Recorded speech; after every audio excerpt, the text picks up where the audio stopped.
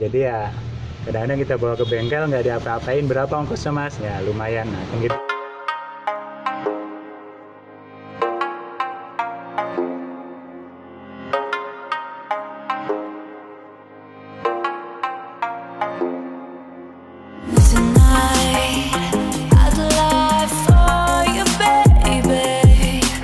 Assalamualaikum warahmatullahi wabarakatuh. Semoga di hari ini kita selalu dalam kesehatan dan kebarokan, amin. Untuk hari ini kita akan bahas yaitu mengenal lebih dekat mesin Panther 2,5 direct injection, terutama adalah untuk mesin mobil Panther Sporty ya. Pada dasarnya untuk mesin mobil Panther Sporty yang 2,5 dengan tipe yang lainnya itu sama, tidak ada yang berubah. Bentuknya, isinya, aksesorisnya semuanya sama. Jadi tidak ada yang membedakan, baik high grade, Grand Royal, Royal, New Royal, ya kan, ataupun Sporty, high Sporty itu sama, mesinnya sama persis, tidak ada yang membedakan. Jadi bedanya hanya di aksesoris. Jadi kalau kita bisa perkenalkan, yaitu yang pertama, yang ada tabung seperti ini ya, ini adalah namanya tabung minyak power steering. Nah ini udah ada ketentuannya. Jadi kalau ngisi itu usahakan adalah batasnya di maksimal sini. Ini adalah minyak tabung power steering. Ini tinggal kalau kurang tinggal kita tambahkan. Kalau ada kebocoran di seal, di bagian seal wormnya ya di sini, itu biasanya sering bocor ya di seal wormnya situ. Kalau sudah usia-usia di atas 5 tahun atau 10 tahun tuh kadang sering bocor. Nah itu cukup diganti saja untuk bagian sealnya. Terus yang berikutnya adalah ini yang seperti ini namanya adalah pompa ya. Ini adalah namanya pompa solar. Nah ini adalah kalau seandainya terjadi masuk angin segala macam. Nah ini yang kita pompa di sini.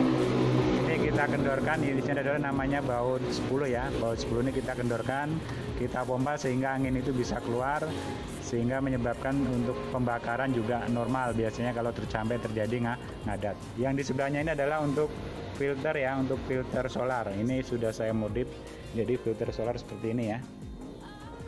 Ini adalah modelnya seperti ini.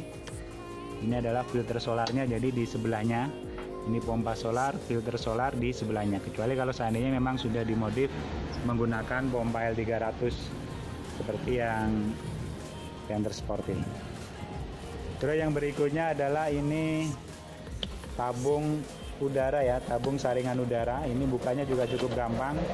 Jadi ini cukup hanya ditekan ke bawah ya. Nah ini tekan ke bawah, hanya cukup ditekan ke bawah. Sudah itu tinggal diangkat saja. Tinggal diangkat saja. Masih mungkin. Kan? Sudah itu tinggal diangkat saja kalau seandainya kita mau mengganti yaitu saringan udara ya. Nah ini adalah untuk saringan udaranya. Jadi ini saya rontokin ya. Nah ini pinggir-pinggirnya saya rontokin seperti ini ya. Ini adalah ada besinya tadinya. Ini ada besinya, cuman ini saya buang jadi biar tambah ringan. Ini aja sudah. Nah ini sering kita cek ya. Nah itu ada daunnya. Jadi sering kita cek, kita bersihkan. Nah ini daun ini kalau dia masuk ke dalam sini juga cukup berbahaya ya, cukup berbahaya karena dia akan menimbulkan kerusakan. Nah itu ya, ini adalah yang namanya tempat filter udara, saringan udara. Yang berikutnya adalah ini radiator. Untuk penambahannya ada di sini ya. Nah ini adalah untuk penambahan daripada air radiator. Kita cek ketinggiannya di sini sudah ada ya, udah ada ketentuannya di sini ketinggiannya. Jadi jangan sampai melebihi batas itu, karena yang di atasnya itu adalah untuk istilahnya itu untuk napasnya ya, untuk napasnya. Jadi untuk napasnya. Terus yang ini adalah pompa power steering. Nah ini yang sebelah ini namanya pompa power steering. Nah ini biasanya sering bocor atau apa kalau seandainya sudah lemah. Yang di bawahnya pompa power steering ini adalah namanya injektor ya. Nah di sini, nah ini bagi rekan-rekan sekalian ingin mungkin menyetel gas, nah itu bisa di setel di sini ya. Ini kunci 10. Atau mungkin kalau pengen menyetel irit boros, nah itu bisa di setel di bagian belakang sini ya. Kelihatan tidak ya? Nah ini ya. Nah ini di bagian sini. Nah ini adalah untuk menyetel irit dan boros di sini ya. Nah ini adalah untuk menyetel daripada gas. Ini adalah injektor. Nah ini biasanya kalau sudah berbet, kita udah bersihin pompa solar, filter solar, segala macam udah kita bersihin. Nah biasanya ini yang dikalibrasi ya untuk injektornya ini. Biayanya ya cukup lumayan. Terus yang berikutnya ini adalah namanya kompresor AC. Nah ini untuk penambahan freonnya di sini. Biasanya kalau AC itu maksimal dinginnya, di sini ini juga ikut dingin ya. Nah ini. Terus yang ini adalah radiator, di depannya ini adalah namanya kondensor ya. Nah ini sering kita siram saja biar dingin. Nah ini saya kasih busa. Ini adalah tujuannya biar kondensor itu bisa dialirin daripada sirkulasi udara yang dari kipas ini bisa maksimal ya. Nah ini tujuannya seperti itu. Nah ini adalah kipas radiator. Kipas radiator ini juga perlu diperhatikan bagi rekan-rekan sekalian. Ini bila kondisi mobil berhenti ini harus berat. Nah ini ya, ini harus berat. Kalau seandainya ini ringan berarti ada oli silikonnya itu harus minta diganti ya, sejenis oli, sehingga jadi dia nanti bisa berat. Nah ini kalau seandainya ringan, nah ini adalah yang bisa menyebabkan pas kita jalan radiator tidak bocor, tahu-tahu habis. Karena apa? Karena panas. Karena dia panas akhirnya airnya itu menguap ya kan, menguap. Nah itu yang juga cukup berbahaya sehingga bisa terjadi overheat ya kan, overheat. Nah jadi itu yang berbahaya. Jadi ini kipas ini sangat vital sekali, ini sering dicek. Ini biasanya kalau udah berapa tahun itu dia akan enteng. Jadi kalau kita gerakan ini muter kayak kipas biasa, nah berarti itu cairan di dalamnya sudah harus diganti, harus ditambah, bukan diganti, harus ditambah. Yang berikutnya adalah ini tempat tabung air wiper ya. Ini tempat tabung air wiper. Ini tutupnya bagus sekali. Ini udah dimodif ya, ini hilang. Ini sebenarnya ada jualannya sih, di online banyak. Ini ya. Terus ini adalah tank pakem ya, tank pakem lah. Orang nyebutnya tank pakem. Nah ini adalah untuk minyak rem. Ini adalah untuk minyak rem. Nah ini udah ada ketentuannya ya, isinya segala macam di sini kan. Untuk maksimalnya di sini jangan sampai lebih. Nah ini adalah untuk vakumnya. Nah biasanya yang sering terjadi masalah adalah kadang-kadang rem bantat ya kan, terus rem ngocok. Nah itu biasanya di vakumnya sini sudah tidak normal. Kadang-kadang sudah kita kuras di minyak remnya, sudah kita bersihkan keempat rodanya tapi masih bantat, masih tidak vakum, ngocok. Nah biasanya vakumnya ini bermasalah. Nah ini kalau yang bengkel-bengkel tertentu juga bisa servis untuk tank vakum ini vakum ini ya. Cuman kalau yang mau simpel biasanya suruh ganti saja. Terus yang berikutnya yang di sampingnya ini adalah namanya untuk master coupling ya. Ini master coupling bagian atas. Nah ini master coupling bagian atas. Nah ini juga ada ketentuan olinya, jadi jangan sampai berlebih. Kalau berlebih juga ya istilahnya itu udara juga tidak akan bisa masuk. Ini juga kalau warnanya sudah hitam ini juga harus diganti ya. Sama dengan minyak rem ini, kalau sudah hitam itu posisinya harus diganti. Nah ini biasanya juga bisa nyeplos baik master lem atas maupun di bawah, yang di bawah sebelah sana. Nah ini untuk menggantinya juga cukup gampang, bisa sendiri, bisa di bengkel. Kalau seandainya tetap mau dipakai juga bisa diakalin ya, ada bengkel-bengkel yang bisa mengakali, yaitu dengan solatip ya.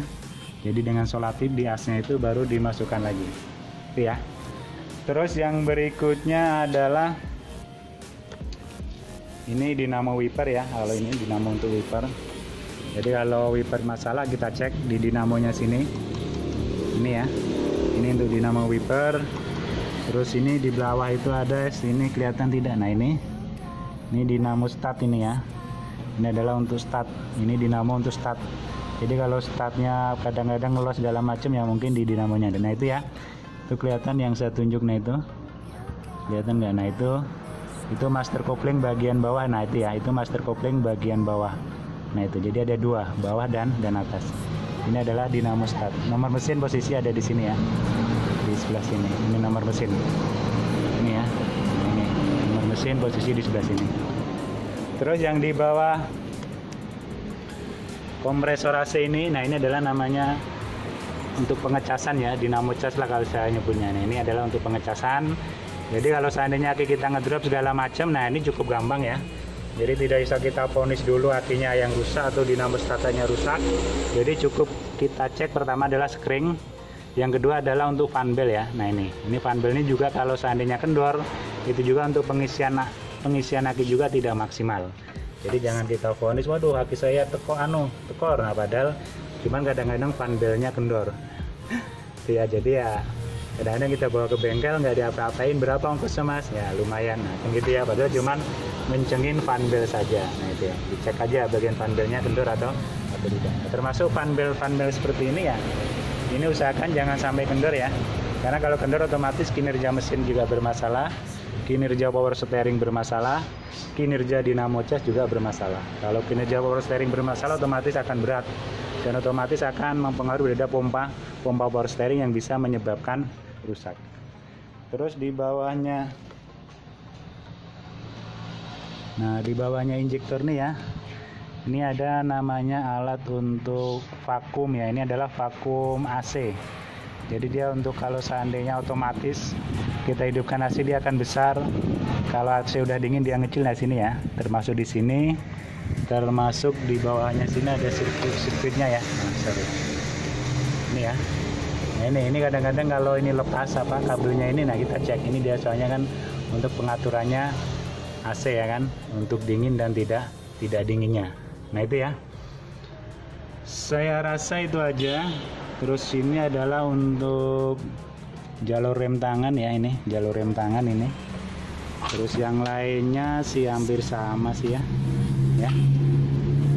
Oke, nah yang ini adalah untuk stick oli. Sorry, satu lagi ini adalah stick oli.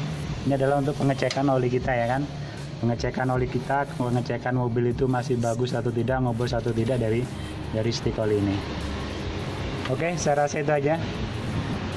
Semoga bermanfaat. Mohon maaf bila kurang berkenan. Assalamualaikum warahmatullahi wabarakatuh.